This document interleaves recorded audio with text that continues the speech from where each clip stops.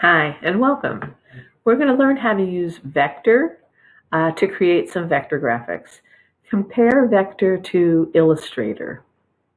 Okay, so the first thing you want to do is to set up an account so that you have a web home here on Vectr. It will auto-save all your projects right under that account. You can see I was messing around with it, so I've got some files already here. But once you've set up your account, click on Create File, and you're in the Vectr workspace.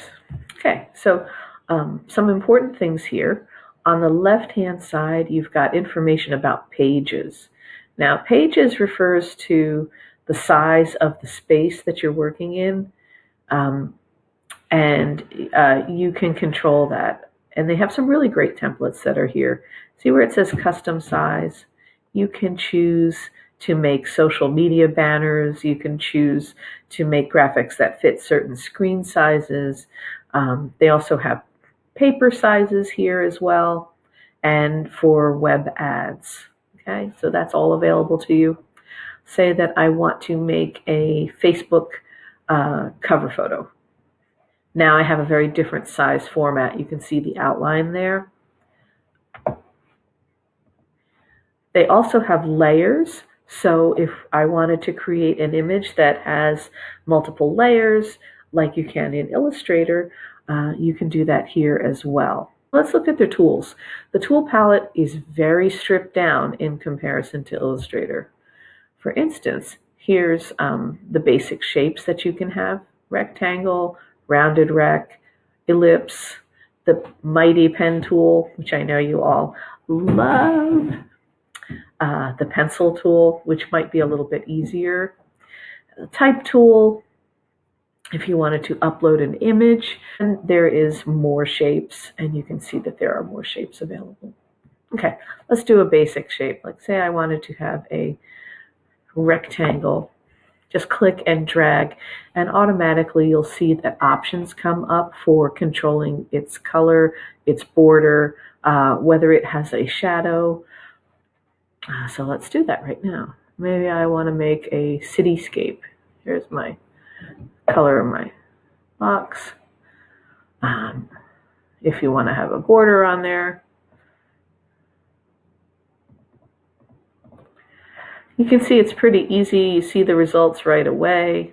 If you want a shadow, you can get it to drop out a shadow. Make it kind of blurry.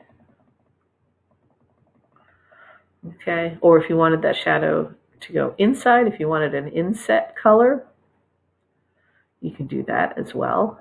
It's a great way to put a little shine on the edge.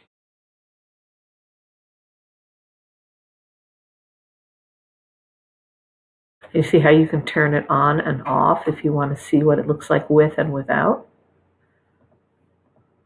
Okay. Once you've got this drawn, you can just hover around the corner and you can rotate it. Control Z will bring it back if you made a mistake. You can, of course, still scale it. And one other thing, let's zoom in here so you can see. Spacebar is the hand tool. That's how I'm navigating around in here. All right, if I double click on my points, you see that the display of each corner is a little bit different. You can move the corner and change the shape that you've created, but you can also click on this little dot and maybe you want to make it rounded. Change your mind, not sure you like that, you can push it right back out to a corner, okay? So that's a nice little feature. And then you want to draw another shape. Maybe this one's going to be a rounded rec. There we go, we got our rounded rec. You'll notice that when I'm hovered over this, I've got some options. So flip, horizontal and vertical. You'll see that what's happening there? Just like in Illustrator where you can send to back or bring forward. And you can order all your shapes around just the same way. You'll also see those layers start to build out right here. And if you have a shape that you don't want, you can just right click on it and say remove, and there it goes. Here's the ellipse, which will always be an oval unless you hold down the shift key. The minute you hold down shift, now you suddenly have a perfect circle. Maybe I don't want it to just be a solid color. In the paint area, you'll see color, but you'll also see, if you use the pull down, that you can make it a gradient. Now, I was a little confused by this when I first saw it, but if you click on the gradient itself, you can change the color, this color. So like, I don't want that black. Maybe I want that to be a red color. And then click on the top one that's white. Maybe I want that to be yellow. Okay? And you can also move that around. I don't know if you remember from digital design in Illustrator, but this works very much the same way that it does in Illustrator. Nice. Now my little sun here, I'm going to send that to the back. Maybe I want another ellipse. Maybe I want the glow of that sun. And that's going to be real big, and it's definitely going to be a gradient. And I want that gradient to be yellow. You can also change the opacity. Like maybe I want it to be a little see-through there. See what I'm doing? See how I'm starting to be able to see through that?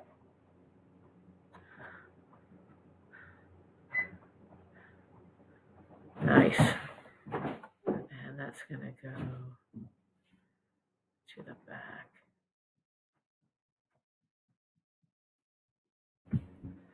Copy and paste work just the same way they would with any other application. That's Control-C, Control-V.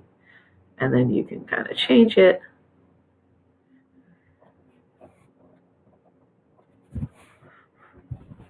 Now I want this one to flip.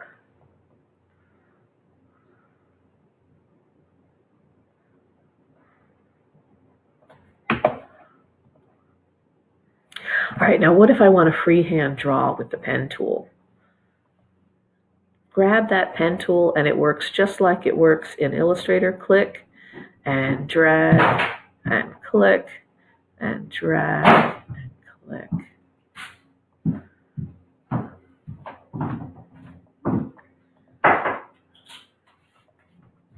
And then always remember to go back to the origin so you can close that shape.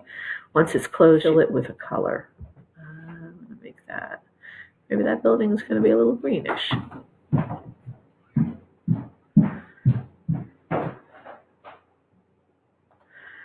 There we go. To get in there and manipulate any of the points, just double click, and you'll see that now you have those points, and then move your points around. Ooh, I have a point I don't want. See that dent there? I click right on it, I hit, and then I right click and I can say delete, and it will delete just that point. Okay. If you want to manipulate more than one point at a time, click on the point, hold down shift, and now I've got all three of those points selected, and I can use my arrow keys to push them up, push them over, do whatever needs to be done to make that shape look the way that I want.